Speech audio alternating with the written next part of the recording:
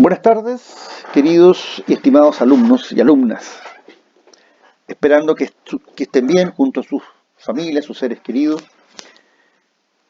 Seguimos entonces en esta etapa de pandemia, cuarentena, cerco sanitario, etcétera, etcétera. Trabajando en nuestro programa, en nuestro proyecto que hemos trazado para este semestre.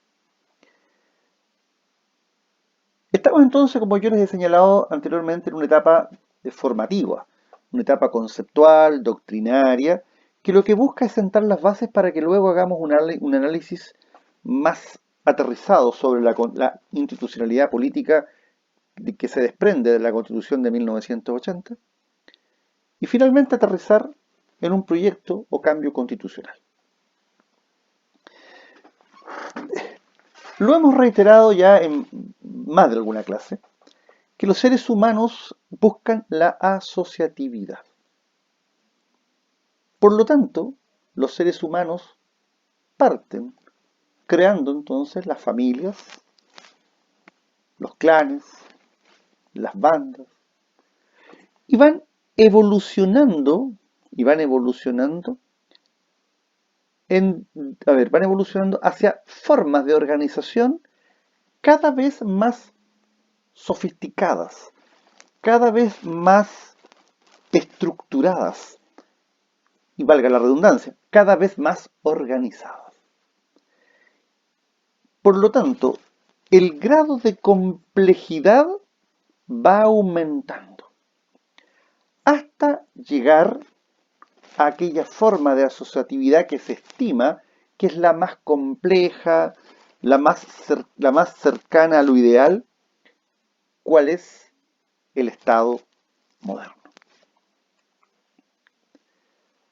Entonces, el Estado, siguiendo una definición de Carré de Malberg, definición que formula el año 1988, dice como que el Estado sería una comunidad humana fijada sobre un territorio propio, que posee una organización que resulta para ese grupo, en lo que respecta a las relaciones con sus miembros, una potencia suprema de acción, de mando y coerción. El Estado modelo, o sea, el Estado como nosotros hoy día lo conocemos, de alguna manera, surge a partir de ciertos hechos, por todos ustedes conocidos. Entre otras, por ejemplo, la independencia de los Estados Unidos en 1776 y muy fuertemente el impacto de la Revolución Francesa de 1789. Por lo tanto, esos hitos marcan un cambio en el devenir u organización que las personas aspiraban a encontrar. Entonces, es muy importante que nosotros tengamos claro que a partir de esos hechos, la lógica de Estado y también la lógica de gobierno sufren profundos cambios. Ya vimos en clases anteriores, desde el punto de vista de la forma de gobierno, la existencia de regímenes presidencialistas, parlamentaristas y semipresidenciales. Y nosotros ya nos habíamos formado una idea de que en Chile rige el sistema presidencialista, según algunos exacerbado, según otros un presidencialismo autoritario, pero en uno u otro caso, en nuestro país rige un presidencialismo bastante fuerte, dotado de muchísimas atribuciones. Ahora veamos desde el punto de vista del Estado. ¿Cómo podemos estructurar el Estado? Porque una cosa es la forma de Estado y otra cosa es la forma de gobierno. A ver, la forma de Estado implica responder una pregunta y la forma de gobierno implica responder otra pregunta. Cuando nosotros nos preguntamos cuáles son las formas de Estado, bueno, la pregunta que tenemos que respondernos es, ¿quién ejerce el poder y cómo se ejerce el poder? Y la respuesta será, bueno, el gobierno será presidencial, el gobierno será parlamentario o el gobierno será semipresidencial. Pero cuando nosotros nos preguntamos cuáles son las formas de Estado, la pregunta que hay que hacerse es, ¿cómo se estructura el poder al interior del Estado? Es decir, en un ámbito eminentemente espacial. ¿Cómo se estructura el poder? Y aquí nosotros vamos a concebir quizás dos grandes formas de Estado. Los estados unitarios y los estados federales.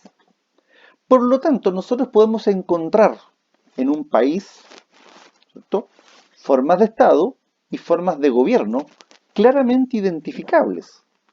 En el caso de Chile, forma de Estado, Estado unitario, forma de gobierno, régimen presidencial. Los Estados Unidos, forma de Estado, Estado federal, régimen de gobierno, régimen presidencial. Por ejemplo, eh, México. México es un país federal, desde el punto de vista de la forma de Estado, y desde el punto de vista de la forma de gobierno, es un gobierno presidencialista. Entonces, Alemania. Alemania es a ver, desde el punto de vista de la forma de Estado, ¿cierto? Es un régimen federal, pero el punto de vista de gobierno el régimen es más bien de orden parlamentario. Entonces, si ustedes se dan cuenta, tenemos que ser capaces de discernir y clarificar estas dos ideas. La forma de gobierno, repito, es responder la pregunta, ¿cómo se ejerce el poder? Y la forma de Estado implica responder la pregunta, ¿cómo se estructura el poder al interior del territorio? ¿Cuándo el Estado nosotros lo vamos a catalogar o calificar como unitario? Bueno, es aquel que posee solo un centro de poder ejercido a través de órganos encargados de diferentes funciones con sede en la capital del Estado. Chile, capital Santiago. El poder se ejerce a través de los ministerios y los organismos públicos, encargados cada uno de ellos de una diferente función. Segunda característica. Las personas obedecen a una constitución y la organización política abarca todo el territorio nacional. Los límites territoriales de este país, o sea, todas las personas estamos obligados a respetar nuestra Carta Fundamental. Y la organización política abarca todo el territorio nacional. Tercero, la administración puede ejercerse de manera centralizada o descentralizada administrativamente, entendiendo por esta última la forma que tiene el Estado de hacer más eficientes sus funciones, otorgando personalidad jurídica, atribuciones, patrimonio y responsabilidad propia a organismos sujetos indirectamente al poder central. Ejemplo, las municipalidades. En cambio, en un Estado federal, su actividad es objeto no solo de descentralización administrativa, sino que también de descentralización política. Coexiste en un Estado federal entonces, ¿cierto? Coexisten dos estructuras de poder, el poder federal y el poder estatal. Dos, reconoce a varias fuentes originarias de poder político, una que corresponde al gobierno central y otra que es propia de los gobiernos regionales, actuando de forma coordinada pero independiente cada uno de ellos. Es decir, yo puedo puedo visualizar el gobierno central con el presidente, los ministros, y puedo visualizar el gobierno al interior de cada estado, los gobernadores, la autoridad máxima de cada uno de los diferentes estados. Independientes, pero coordinados. 3. La existencia de una pluralidad de ordenamientos constitucionales entre los cuales destaca uno como principal y al cual están subordinados los demás. Por eso entonces que uno puede ver en los Estados Unidos la existencia de normas de rango federal y normas de rango estatal. Y es por eso entonces que en cada estado de los Estados Unidos yo puedo encontrar una Corte Suprema, cámaras de apelaciones y juzgados, para conocer y juzgar los llamados delitos que cada estado tipifica. Pero además existe una estructura jurídica estatal. Y para eso existe la Corte Suprema Federal y los tribunales federales, para conocer de las hipótesis delictivas que caen dentro del ámbito de la legislación federal. Y por eso entonces que ya existe el FBI como policía federal y existen cada uno de los departamentos policíacos por cada uno de los estados. ¿Y en cuántas series o películas hemos visto el choque que existe entre el policía federal con el policía estatal? Y las bromas y las tallas y las miradas y las recriminaciones que cada uno se hace. También nosotros podemos encontrar dos principios que sustentan el sistema federal: la autonomía gubernativa administrativa y la participación a través de una Cámara Federal. O sea, en definitiva, al interior de cada estado existe una estructura y organización política y a nivel estatal existe una estructura y organización política. ¿Cuáles son los elementos del Estado? Los elementos del Estado son el elemento humano, ¿cierto? El elemento territorial y el poder. En cuanto al elemento humano o poblacional, bueno, es la agrupación de hombres y mujeres, la población reunida en diversas etapas de la vida, desde la infancia a la vejez. Y las personas que conforman un Estado pueden ser nacionales o extranjeros. Para saber cuántas personas conforman este elemento humano del Estado, en nuestro país se lleva a cabo cada cierta cantidad de años un censo. Un censo que lo que busca en el fondo es saber quiénes son las personas que conforman el capital humano del Estado. Y el organismo encargado de llevar a cabo este censo, de registrar, o sea, digamos, desarrollarlo, registrarlo, sistematizarlo, es el Instituto Nacional de Estadísticas. El año 2002 en Chile hubo un censo que después se reconoció que no había sido, ¿cierto?, un buen censo, porque había dejado una gran parte de nuestra población sin censar. Y el censo obviamente es muy importante porque permite saber cuántos chilenos hay, cuántos extranjeros hay, cuál es el rango etario, cuántos hombres, cuántas mujeres,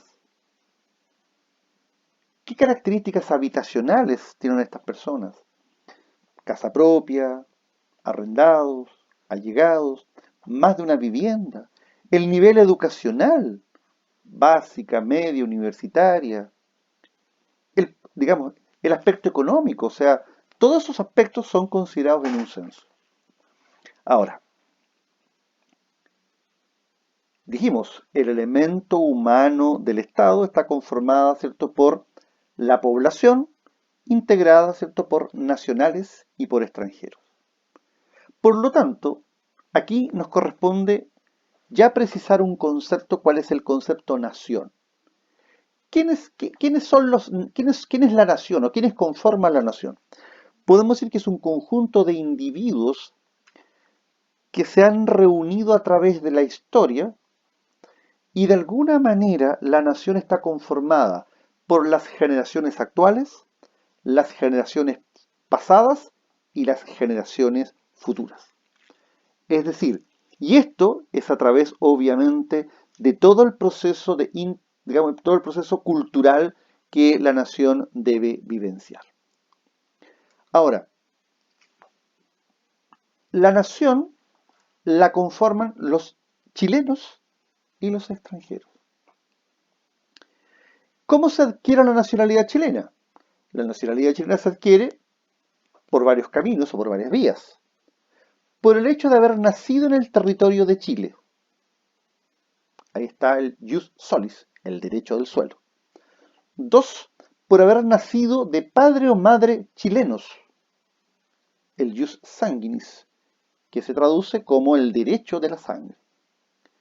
En tercer lugar, la nacionalización, es decir, ese acto jurídico por el cual un extranjero adopta nuestra nacionalidad renunciando a lo anterior. Todo esto a través de un procedimiento que se realiza con intervención digamos, del Ministerio del Interior y las intendencias regionales. La persona debe cumplir cierta cantidad de años de permanencia, no haber tenido, digamos, antecedentes de orden penal, etcétera, etcétera.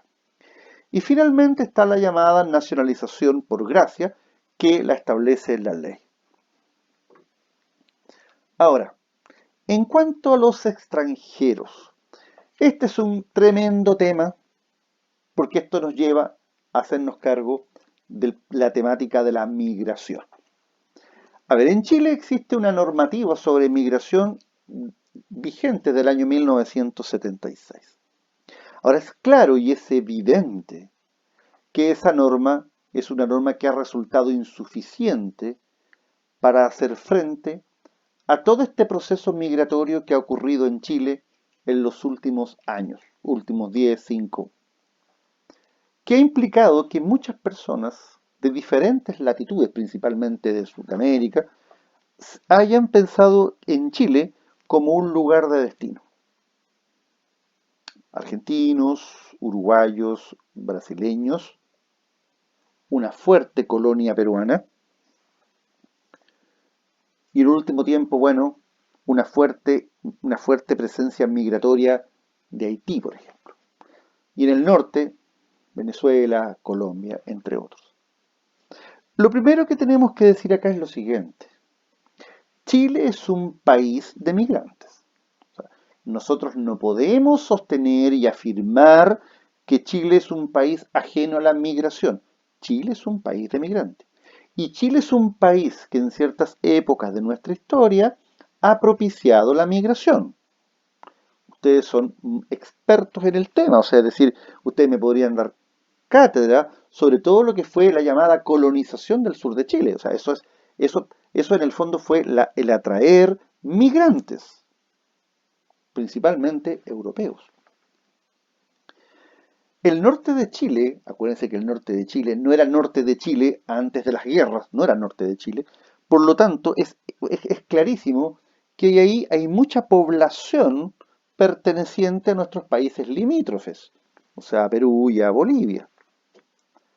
Es claro que la globalización y las aperturas de frontera implicó mayores niveles de movilidad. Y también es claro que la migración no es un fenómeno que nos convoque solo a nosotros. O sea, la migración hoy día es un fenómeno mundial. Es un fenómeno mundial. O sea, ¿cuántas personas de África han pasado a Europa? ¿Cuántas personas de México han pasado a los Estados Unidos? ¿Cuántas personas de Centroamérica hoy día están en los Estados Unidos? Les hago solo un alcance. O sea, en el mes de junio de cada año se celebra en Nueva York el Día del Migrante Puertorriqueño. Y ahí ustedes tienen a los más emblemáticos puertorriqueños, deportistas, la expresión del arte, la música, que desfilan por la Quinta Avenida en Nueva York celebrando el Día de Puerto Rico. Esto tuve la oportunidad de verlo, o sea, de presenciarlo el año 2016, cuando fui a ver la Copa Centenario, a la selección chilena siguiendo a Chile ahí en la Copa Centenario, y digamos, nuestro primer destino de estos chilenos que andábamos viendo los partidos de fútbol fue llegar a Nueva York. Y el mismo día que llegamos, nos dijeron, oiga, si es el día de Puerto Rico, ustedes no van a encontrar nada abierto, sino que simplemente las calles van a estar capturadas por este movimiento puertorriqueño. Y así fue, claramente, claramente.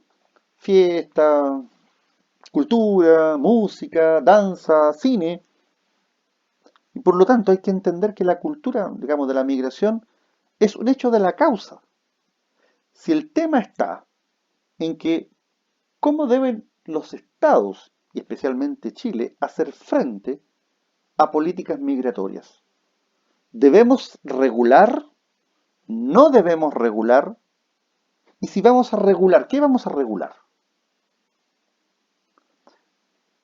Es importante también preguntarnos, bueno, ¿qué pasa? ¿Podemos expulsar a un migrante?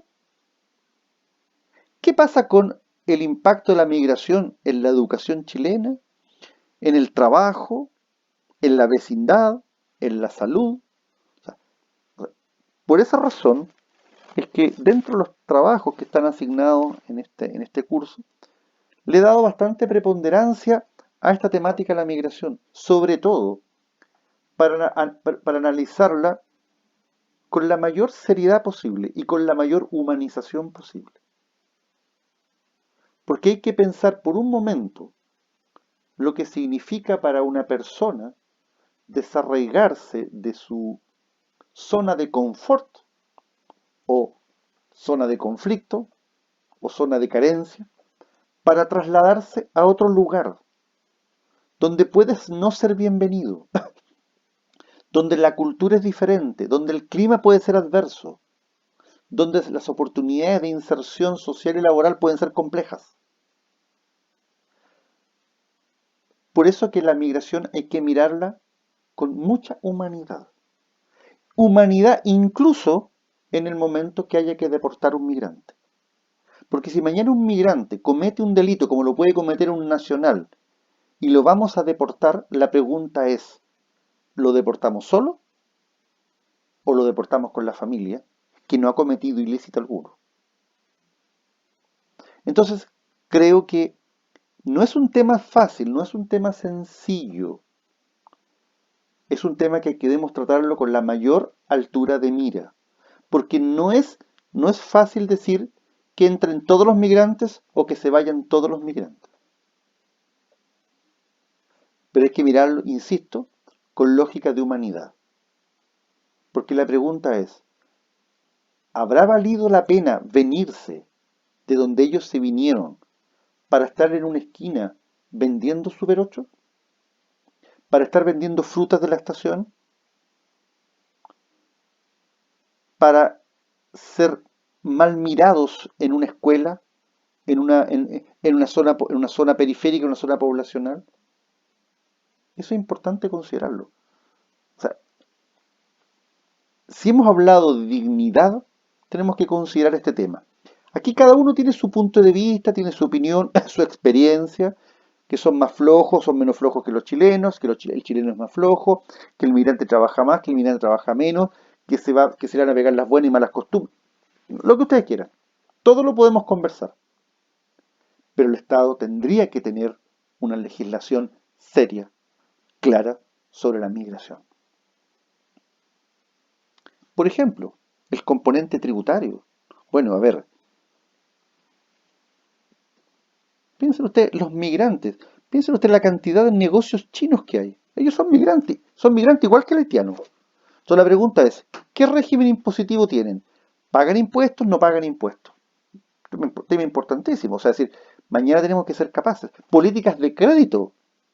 O sea, si el migrante es árabe y es dueño de un retail, dueño de un mall, le prestamos miles de millones de pesos. Pero si el inmigrante es haitiano, venezolano, colombiano, tenemos que examinar su familia de las últimas 3 generaciones para prestarle una cantidad de dinero. El Estado tiene que tener una política seria de migración. Y teniendo una política seria de migración, podemos entender muchas cosas que se pueden desencadenar a partir de ahí. Muchas gracias, continuamos en una próxima oportunidad.